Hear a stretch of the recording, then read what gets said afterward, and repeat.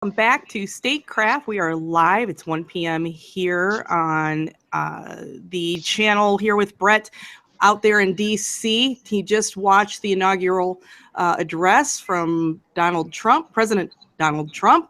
He also saw the swearing in of Mike Pence and Donald Trump. Hi, Brett. How you doing? I'm good, Carrie. How you doing? Oh, I'm doing good. It's a fun day. I've cracked some wine and I'm ready to try to get through the rest of this day. Yeah, So, it's all good. It's all good. yeah. I went down on the opposite end of the memorial. Went down by Pennsylvania Avenue.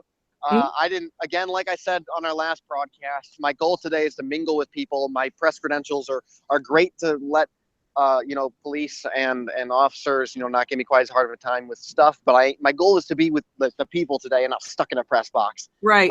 So I went way out there in the fields where everyone was watching the big jumbotrons. It was very, very interesting. The way they had it set up was certainly interesting because there weren't a lot of jumbotrons, so you had to be at a very specific part. For example, you actually couldn't watch it from the front of the memorial behind me, which is unusual. But yeah, it went off very well. As of 12:05, so what was that? An hour ago now. America's now great again. So everybody can mark that off on their to-do list and come back again in 4 years, and we'll make sure it's still great then. But in seriousness, Donald Trump, his speech, as we expected, was about 20 minutes long. It was much shorter than your traditional speech from an incoming candidate. I actually thought Chuck Schumer's speech was rather good, arguably even better than Trump's. But with Trump, one thing that we should immediately note is that uncharacteristically, this speech had very little to do with Donald Trump. He talked very much about putting the power back in the people's hands. That for the first time in he didn't actually specify how long. I'd wager maybe the Reagan administration. Right. That he believes that the power is now back with the people, that the balance has been restored via Donald Trump. And he said that pretty eloquently without bringing himself into it all that much, which is something it's very uncharacteristic for him. As someone who came out, right, as someone who came out on some speeches and said, I alone can fix these problems.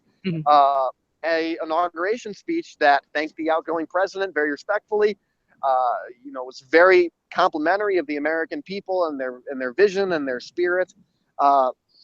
And Trump, did his A game.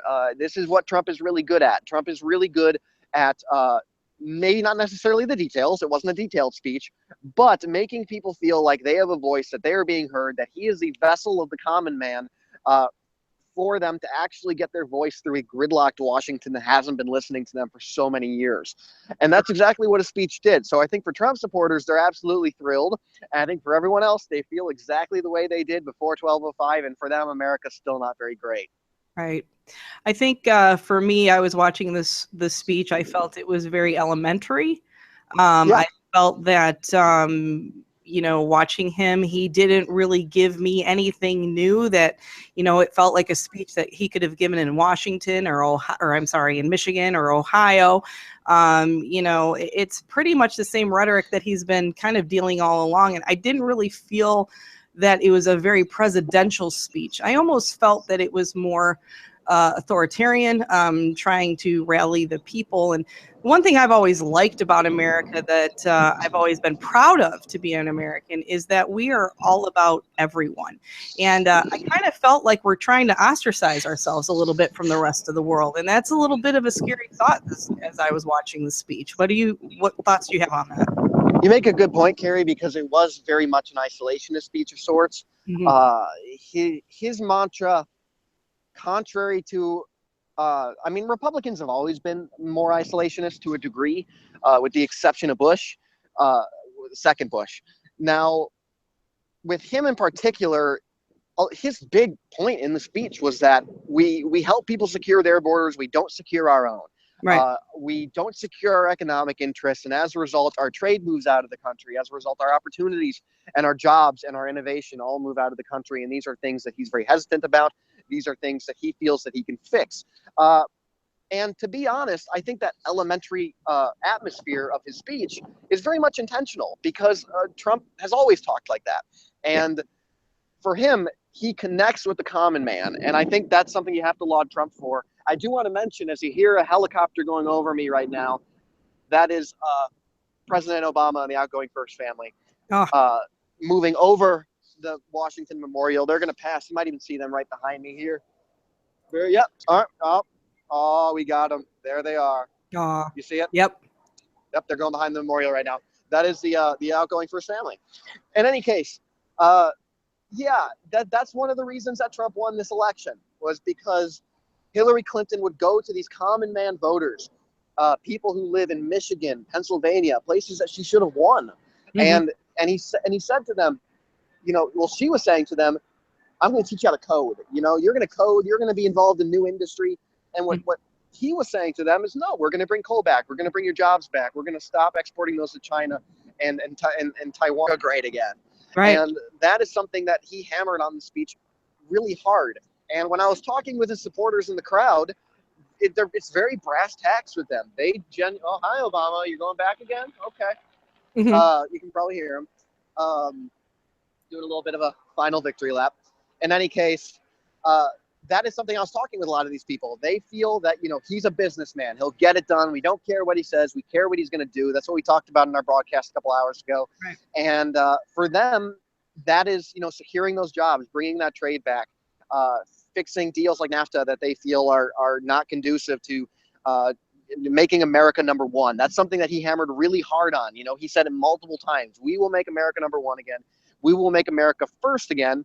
And that's a lot of people don't feel like the Democrats have done that. A lot of people feel like the Democrats spend a lot of time ensuring the interests of others and not necessarily the interests of the American people. So they spoke, and that's what Donald Trump kind of presents to them. Yeah, we do have a question actually that kind of rolls into this. Megan Anderson has asked, well, what does it mean to make America great again? And when was the last time you felt that America was actually great? It's a great question, because I think it was one of those things that's just been brought through the whole campaign. When was America great again? And a lot of us feel like, was that the 50s? Was it the 30s? And we're talking about times of war and times of things. So what does it mean to make America great again? It's a great question, first of all, Megan. So thank you for that. I think what Trump means it to be is Reagan era. I think Trump would like to see a return to American commerce that's based in America. And obviously, people who are more critical of it, the Make America Great Again thing can be more divisive, because you have stuff that harkens back to the 1950s. I have a colleague who says, and I feel like I can say this on air because this is how a lot of people feel. A lot of people feel like Make America Great Again was when black people knew their place and women stayed in the kitchen. Sure. And that is certainly the 1950s mentality. And what does it mean for you as a millennial? Because, like you said in the last podcast, we were talking about the fact that Trump is an old man, and he's now representing your future, my child's future. And it might not affect, 70, 80-year-olds as much as it's going to affect you guys in the long run. So what does this mean to you? I think Dominic Jacoki, who is my co-host and co-anchor on our Blazing Caribou Studios election coverage, he said this was, the dying breath of a generation, similar to Brexit. And while some people may assume that is crass, he's not wrong. Young people didn't show up to vote the way they never really do. Right. But in particular, both Brexit and Trump, they were not run by the minority vote. They were not run by the youth vote. They were run by older Midwestern white people going out and voting. It looks like Obama's passing one final time right there. Aw, he's circling. Aww. Yep. Well, and that's the thing, because, older people have a lot of time on their hands. They can wait in the lines. One thing my daughter had brought up that was really interesting is that, the kids that were 18 in high school couldn't vote because they were in high school, and then they had sports things to do, or, drama or whatever it was after school that they had commitments to. They had no time to vote. So, I mean, what does this mean for the next generation? Do we change how we vote? Do we open up, do you think this will bring a discussion to, the change in basically how we do our basic voting? And I'm not even talking about, computers and all those types of things. I'm just talking about time. Sure. Well, first of all, to answer your original question, for me as a millennial, making America great again, quote unquote, has a lot to do with embracing modern technology and modern sensibility, both economically and socially in particular. Millennials care about social issues a lot. That is something that Trump has not done very well with. That is something that makes America great for a millennial like myself, and very likely a millennial like your daughter or anyone else in that age bracket. And also, embracing technological innovation, the likes of what's coming out of, like Elon Musk or Silicon Valley or Mark Zuckerberg. And we can talk tonight about Mark Zuckerberg because I think he's going to run for president. But I digress. To answer your other question, which was, remind me. Oh, the part about the voting, correct. Yeah, the open voting. up discussion for voting. I think voting, my hot take here is I think voting has to be a national holiday. I don't understand why it is. And if we're not going to make it a national holiday, then we need to make it on a weekend. Right. It's absolutely ridiculous that you have low voter turnout and then you have bureaucrats complain about it and people can't get out of their jobs to vote. It's very similar to how I feel about the DA. Going and doing your civil duty in court is that, for a lot of people, they want to go serve on jury duty. They want to go vote. But what, jury duty? Oh, there's a lot of birds. Jury duty, what, pays you $15 a day? They pay for your lunch. And very likely your employer will not reimburse you, will not pay your lost wages. The federal government certainly isn't. But it's the same thing with voting. So my camera was turned off, so I'm going to turn it right back on. My apologies, everybody. So the same thing has to happen with voting, and I wish that millennials would get out and vote more. I think a lot of them would feel less frustrated today if they did, quite frankly. But I think that's something that also has to be brought with a candidate. I traveled here with a group of other journalists, and we talked in the car, and some journalists are openly liberal or openly more conservative, usually the former, and a lot of them felt very disenfranchised, felt that that their candidate was not heard the way they wanted them to be, whether that be Sanders, whether that be Clinton. But Clinton couldn't have been a worse candidate, right? And I know that's a definitely hot take here. No, they backed the wrong horse. It's sad, but that's what yes, happened. Yeah. And if there's any Democrat that could have lost to Donald Trump, it was Hillary Clinton. Yeah. She had too much baggage. The Clinton name had been worn out. Millennials didn't want to vote for her. And there just wasn't anything. There wasn't anything there that compelled people in the way someone like Donald Trump did. Right. And I think what millennials have to see happen is they have to become engaged. They have to become engaged. I was just talking over here by the memorial to a couple more of the 420 people who are very eloquent, surprisingly. And they said, this can only happen if we're engaged. This can only happen if people are lobbying at state and local levels in order to progress change with recreational marijuana, state, local, federal level. Sure. And that goes the same for voting with youth. Woo, okay. A lot of birds. Well, I have a question for you, too.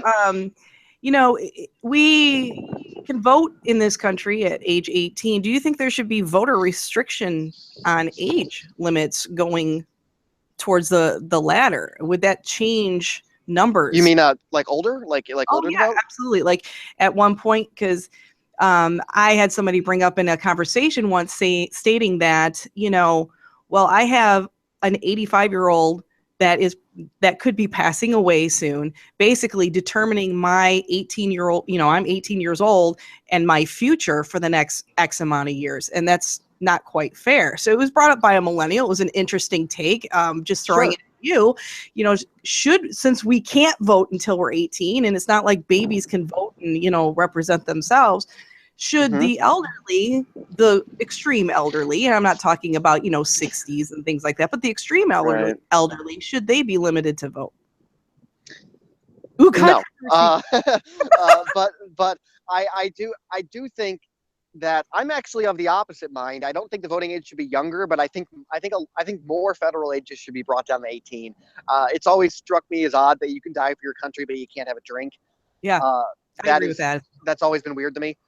But in any case, I think we enter dicey territory when we start placing restrictions on what American citizens can vote and which ones can't, or which ones can vote less, or anything like that. Because one of the concerns of the Democrats is voting accessibility, that some people don't have state issued ID, especially people who are older. Well, you could argue, well, we take voting rights away from, the elderly, but we also are taking away women's rights on abortion and those types of things. So you could argue, like, where does the government stop and the public begins? I think that has to be the core of legislation. If people feel that the government is taking away women's rights, something that that Trump has flirted with, especially in regard to abortion, then that's something that has to happen at a legislative level. You have to go out to your locals and petition and protest and write your representatives. And I know all this sounds really cliche, but it works. It genuinely does work. And that's the kind of stuff that fixes this stuff. You have people who are out there supporting Planned Parenthood, for example, if we want to talk about the abortion issue. And they did a massive concert here Thursday night, all in support of Planned Parenthood, a much more notable lineup than what we saw this today and yesterday for Trump. Make that change, because then that money is going to get funneled into Planned Parenthood. Planned Parenthood can utilize that to lobby against the incoming administration, trying to defund them. And I think that's where it has to happen, not necessarily at a who can vote and who can't, but who can actually, propel their state legislature or their local legislature to actually create that kind of change. Right. Do you think this was posed by Katie Talmo, that the administration would be able to repeal gay marriage and completely defund Planned Parenthood, as many are fearing? And this is one of the fears, I think, today that's happening right now. And that's basically two different questions. But sure, and it's a valid fear. Yeah, it is a valid fear. First part of that is, do you feel that the administration will be able to repeal gay marriage at this point at a federal level? No. I don't think there's any chance of that, frankly, because first of all, Trump has stepped down on that heavily. Trump has said numerous times that he has no interest in going after that Supreme Court ruling, that it's the law of the land, I believe is what he said, a quote. And that is something that is so ingrained in our social culture now, right? It is such a cultural mainstay of who we are as a nation, especially over the last year and a half. I think it would be devastating. We're trying to make America great again, so it feels like we're almost stepping backwards a little bit. So I think that's where the fear lies with the rest of the country, where his rhetoric has been "Make America Great Again, again," and that's 1980 possibly, like you touched upon.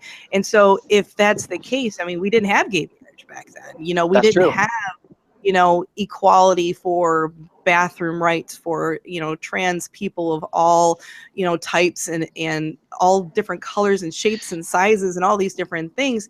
And I think it's legitimate that people are fearing this at this point. Oh, absolutely. I don't want to discount that fear, because it's a very valid fear, especially if you're a member of that community, or you have family or loved ones in that community. I don't think Trump is going to touch it.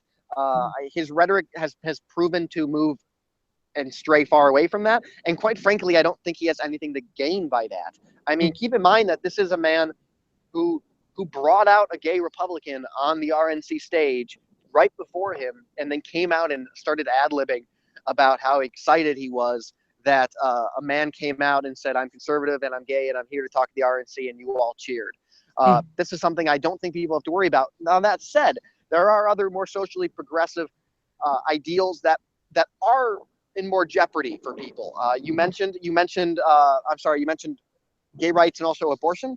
Or no? Well, no, about Planned Parenthood. All right. So that's Planned Parenthood, a huge, big one going on right now as well. Absolutely. Well, Planned Parenthood defunding is something that's going to happen very likely on a state level, and that's something people are going to have to hammer their state representatives on. I don't know if Trump would touch that on a national scale. And then I think also you have to look at things, for example, the Affordable Care Act. The Affordable Care Act is something that now almost 20 million Americans get health insurance through.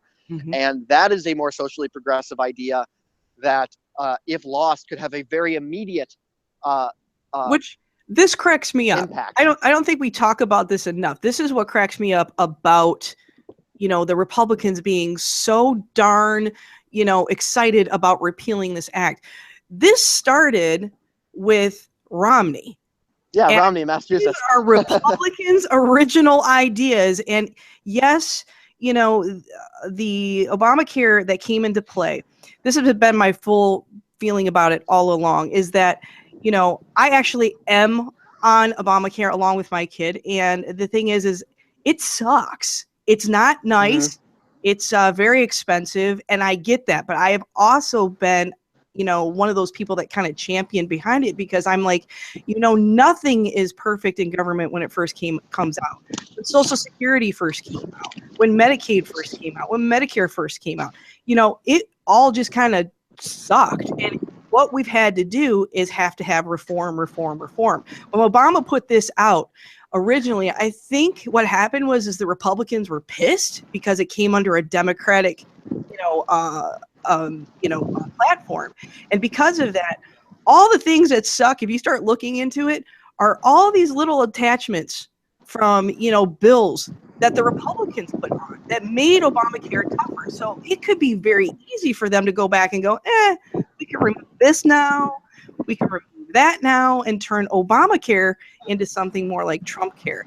I think it's a dumb move, period, to try to repeal something like this. I think, if anything, I agree with this administration to not repeal it, but to more so just go through and try to, you know, fix it, because that's where we're at now. So Obama is the first critic of his own initiative.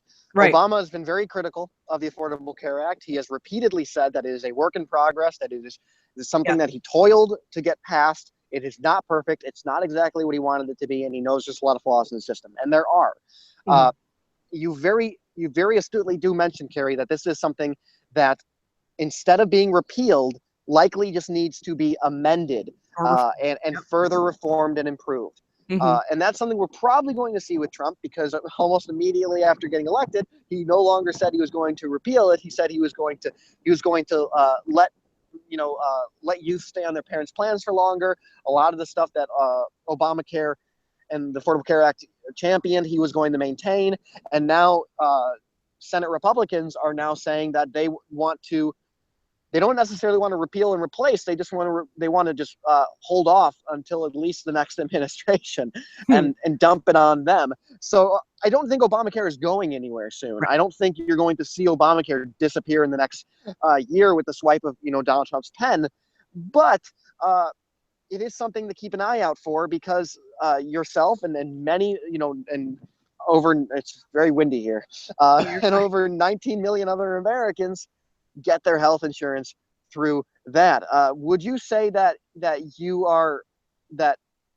being on the Affordable Care Act is more successful for you and your family than not having any health insurance? Absolutely. I couldn't afford anything.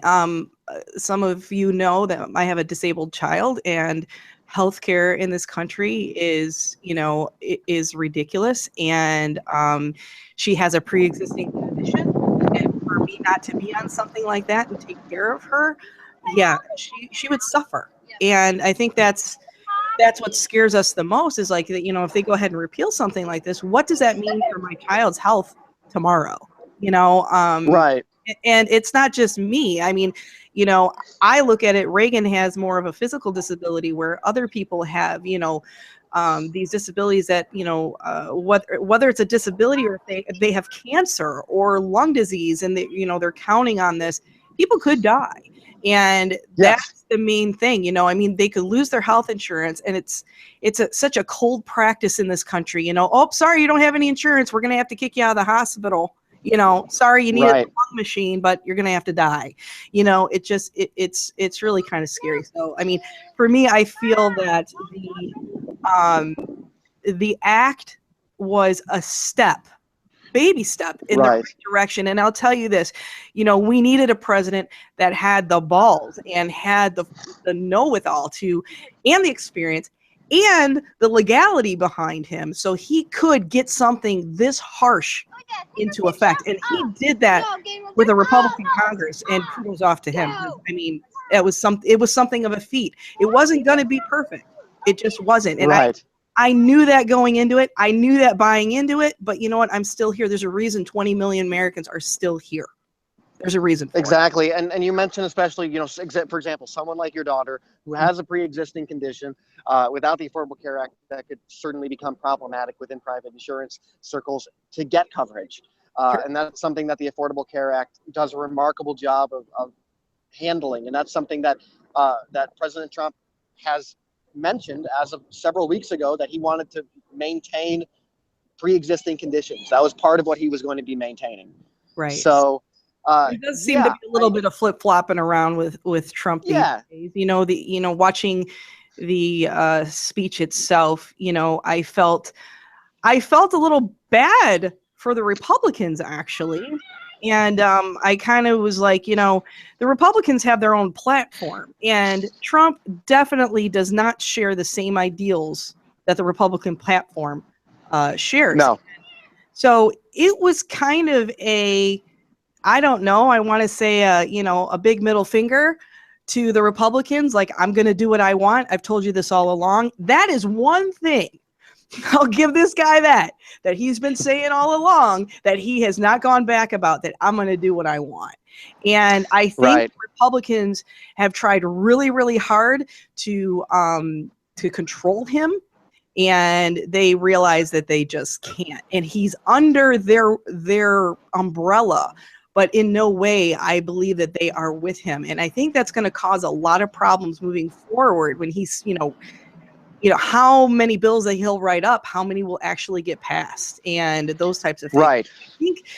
I think for the safety of the country, he actually kind of shot himself in the foot a little bit in this inaugural speech, in a good way for the other people that are having fears, because, if you turn both sides against you, it's just you. So he's going to have an uphill climb, I think, at this point, which is actually a relief to see.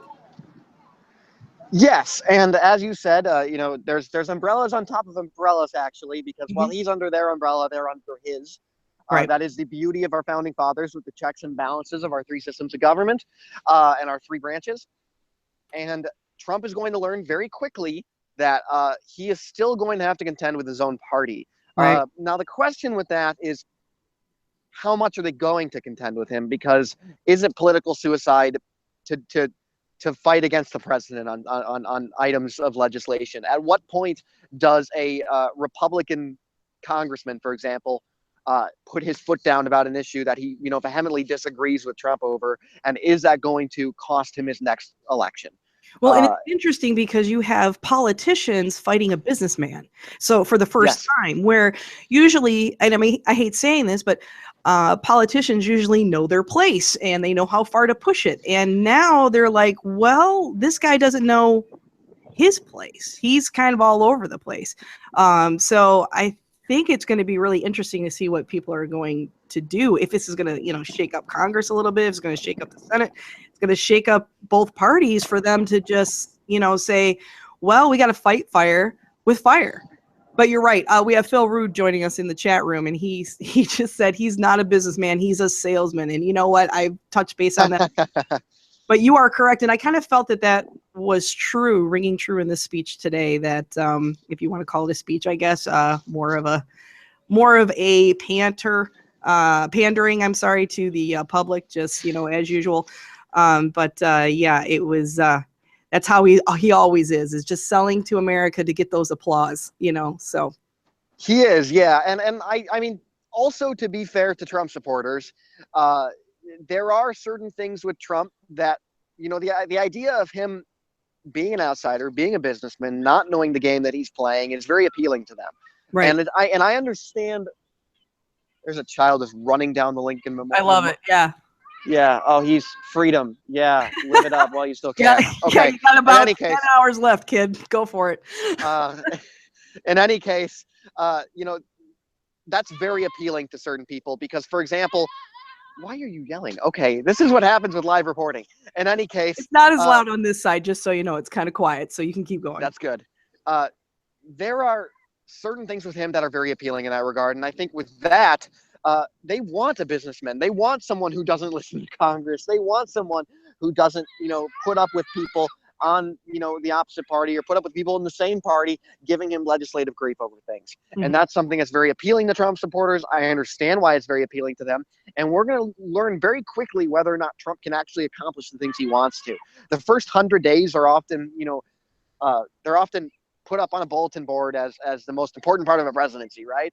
Mm-hmm. They always say what they're going to do in their first 100 days. And usually none of it ever gets done. Right. But with Trump, it's very important to see what he does in the next 100 days, because we are going to see whether or not he can tame the beast of Congress, whether or not he can bring people into his fold that are going to help him run the country, because he is the first one to admit that he is not versed in all the elements of government that a normal president-elect typically is. Well, this is pretty interesting, too, because usually within an inaugural speech or an acceptance speech of any sort, we usually have a president kind of telling us and laying out what's going to happen. And, with this whole thing, he's more like, big things are going to happen. You got to trust me on that. It'll come out when it needs to. It's almost like a matter of secrecy. We have a new person in the chat room. His name is Nude Kareem. Hi, Anood. Welcome. He's just asking really quick if there's any protests going on yet. Yes. Okay. So this morning, as I talked about in the last broadcast, I was at the 420 protest. That's still going on throughout the city in various capacities. The anarchist protest was earlier this morning. I have not heard anything catastrophic from that. I had some colleagues who are heading down there, so I'll be able to report on that later this evening on our panel. The anarchists did a nap, apparently. Yes, and the anarchists in particular, as I talked about, they were not necessarily protesting as much as they were disrupting. Mm-hmm. And there was an anti-protest to their protest. It was actually the bikers came in, which is what worried me, because bikers, you don't want to mess with bikers, right? You don't want to piss off an anti-protest of bikers. No. So that seems to have gone out without a hitch. I believe very likely Washington PD and the National Guard probably stepped in to very delicately to create a barrier between them. And again, I'll know more about that tonight. But in terms of what's happening right now, we have several protests that are happening in the city right now. We have the upcoming Women's March, which is going to be tomorrow. And currently there are several protests that are up at McPherson Square, which is east of the White House. And then we also have protests happening throughout the parade route to varying degrees. The parade route is shut down to backpacks, bags of really any kind, unless it's a purse. They're shut down to mostly signs. They don't want Trump being heckled by protesters on the side of the street. Right. So we're not going to see a lot of that on the parade route. We are going to see a lot of it this evening. Yesterday, well, I guess today, about 3 a.m. today, there was the Deplorable. The Deplorable was one of the balls of essentially an alt-right group. Get it? Deplorable. And what they were doing, protesters came out, were throwing stuff at the people entering the Deplorable, and then the PD stepped in and started pepper spraying people. So that's been the most violent we've seen it. I guess that toned down pretty quickly. Sure. Now, the big thing to keep an eye out is the Women's March tomorrow, because a lot of the protests are starting to wind down. One other protest I should mention. Not just taking place in Washington, but that is actually taking place all over the country. It's a big, big deal.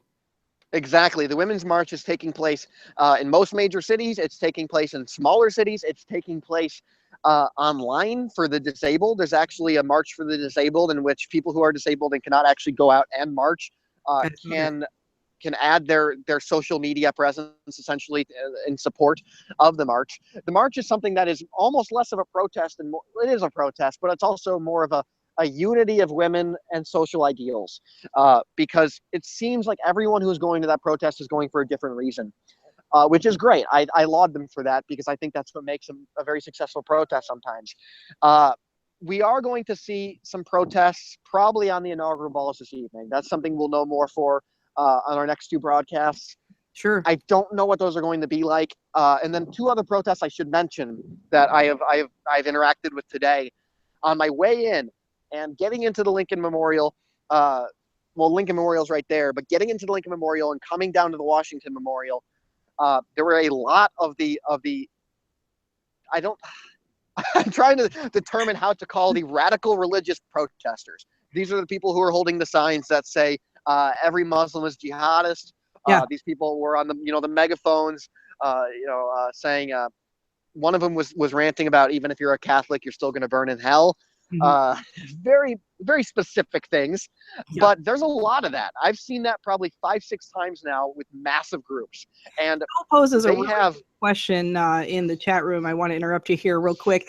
He said the protests have been really highlighted around this event. We've been hearing a lot about them, whether it be through Facebook or Twitter. Do you think that there is a positive aspect to the Trump presidency in that it causes and special interest groups are making organized stands? So like, I think we were kind of touching base a little bit on the last podcast about this, but we were kind of talking about, people are starting to stand up a little bit. And since there's these things that we just never really knew or really discussed before, now it's not starting to come to a head, almost like a big zit on a teenager's face. It's like, oh God, we got to discuss. So he's just wondering, what do you feel about that? The beauty of a divisive president is that it is going to create a lot of discourse, for better and for worse. That is something we are seeing here with Trump. It's something we're going to see for the next 4 years. And I think that's a great thing. I think it is the American public's job to do two things: to respect the office of the president. As I said on our last show, maybe not, you don't have to necessarily respect the specific president, but respecting the office and the government in which it embodies. And then two, utilizing your voice in a beneficial way. And we're seeing that a lot. There are people who are protesting a number of things. I'm low on battery, but okay, we're good. We're back. My video's back, everybody. I actually, editorial tidbit, I'm traveling with 5 batteries. I am a mobile reporter to the nth degree today. Yeah, you should see the kind of crap I'm carrying with me. But in any case, with Trump, we are going to see a lot of protests, a lot of social protest in music. That's something we've already seen in some capacity. Yesterday, Mavis Staples and Arcade Fire released a new single. I believe it's called I Give You Power, designed to empower people who feel disenfranchised right now. Mavis Staples, but yes, I think Phil is right that this is going to happen quite a bit. I think it's a good thing. The one thing I am worried about is that Trump and the press in particular, it's the press's job to be the check on the president, right? That is the job of the press. That's why I'm here. That's why everyone else is here. It is always our job as the American people to be critical and to be analytical. And because as Trump said today, and he's right, we are the people, that we determine these people. He is now taking, we are his bosses and he's taking his temp job. And I think that's very important to remember. And with that comes a lot of responsibility for people to, make their voices heard and care about what they're protesting and all that good stuff. But with the press, Trump tends to flip the dichotomy. Instead of the press being the check on the president, he is the check on the press. The president is the check on the press. At his press conference last week, when he shut the CNN reporter up and wouldn't let them ask their question, pointing at them saying, "You are fake news, you are fake news." That is scary. And I don't just mean that as a millennial journalist standing out here right now. Objectively, that is concerning, because the press is the check on the presidency, is the check on the bureaucracy, and that has to exist. And now we are learning as of yesterday that not only is Trump going to be curating the press corps, he's also going to be only allowing certain access to certain organizations, and then he's going to be moving a bunch of them off site. And that is very, very concerning. Well, because I feel the press corps is designed. Go ahead. Sorry. I was just saying the press corps is designed to be diverse. It is designed to be all-encompassing from a variety of networks, regardless of whether or not the sitting president agrees with those networks. You've never seen President Obama kick Fox News out of a press briefing. No. And that's something is very concerning. Well, I think part of the problem is that when you handpick your press corps, you kind of just propagandate the entire country. So it's, at that point, you're not reporting the truth. You're just having, people just report what you want to hear. And it becomes like a Kim Jong-il type of a situation where there's people that just say, oh, everybody loves our elected official that we elected at gunpoint or whatever it was, the truth be told, that people are in fear in these types of things. And so the press has always been a checks and balances, as you were talking about. And without that, I fear that we're just only going to hear what Trump wants us to hear, and for the next 4 years, and that is scary. So how do you combat that as a journalist yourself, Brett? And how do you get over that, and being told that you are fake news, fake news, you are and we're talking established news organizations for years, right? That CNN. CNN, and places that have had, Chris Wallace, those types of places too, where they've had all these credentials and all these things backing them. How do you compete with that? Well, I think the first thing to do is understand the difference between fake news and news reported to the best ability of the network that later turns out not to be fully accurate. That's a very, very fine line. There's a difference between propagating fake news and actually reporting to the best of your ability, to the best of your journalistic integrity, and then later finding out that some of what you're reporting might not be fully fleshed out, that some of it might have been, brought from an incorrect source, and you later have to create corrections, you later have to expand upon stories. That's going to happen. Journalism is a very human profession. Can it become a legal issue where the press can go back and then sue the presidency for libel and defamation of character? I would be more worried about the president suing the press, actually, as something, when he would stand on his stump speeches very early in his campaign around this time last year and would point at the back and say, I want to be able to sue you guys for libel. And that's very dangerous. And obviously, I'm a journalist, right? So of course I am concerned about this. All of us in podcasting are similar to that too. We're reporting what Sure, yeah. And to answer your question as to how to combat that, I think the way to combat that is to not necessarily use the presidency as an avenue to obtain information, but use people around the presidency to create avenues for information and to create discourse. Because just because Trump is going to curate his press corps doesn't necessarily mean that representatives are not going to talk to people, that his staff are not going to talk to people, that we are going to see continued leaks. I think that a more closed-off administration, a more curated administration, is just going to get hammered on leaks. That's inevitable, whether it be from the inside of the FBI, whether it be from WikiLeaks, whether it be from someone like Chelsea Manning, who of course was granted clemency several days ago. Yeah. So yeah, we're going to see people get the information one way or the other. It's whether or not the president is going to be tactful with the media and actually getting them what they need. Now here's the thing. Sure. I sympathize with any president dealing with the media. It's a hard job. I acknowledge that if I was the president, I'd be annoyed at me too.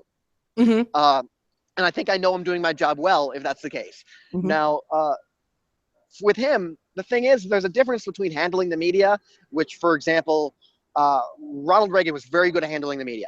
Ronald Reagan would use his age, right? If he was walking off Air Force One and someone asked him a question they didn't like, he'd just go, "What? Couldn't hear you." That was one of his signature things. And he'd just walk right away from the question. But Reagan also was slightly more open with the press. The amount of disdain that Trump has for the press, the amount of times he has openly bashed the press, is unprecedented in terms of a president taking office. So that is of concern. Oh, we lost audio on Brett for just a second there. Give him a second to catch back up. I'll just go ahead and give a little shout out to Phil and Anud in the chat room while he catches up. You're right, Phil. Journalists aren't the only ones with the skin in this game. A lot of us citizens who do give a crap about being informed are going to get screwed out as well. And I agree with you. I think this is going to be it's going to be a fun 4 years. We're a little apprehensive of all these things that are happening. We did lose connection with Brett. His camcorder went out there, but if he comes back, that would be great. If not, we can reconvene our session in about 2 hours. So make sure you're checking with us and the Statecraft through all of our good things. We have tons of questions. So if you are listening right now and you have something to say, please give me a tweet over at Carrie Sims 1 at Twitter, or you can reach us at blazingcariboustudios.com. You can also reach us on Facebook at Blazing Caribou Studios, and you can reach all of our shows from there.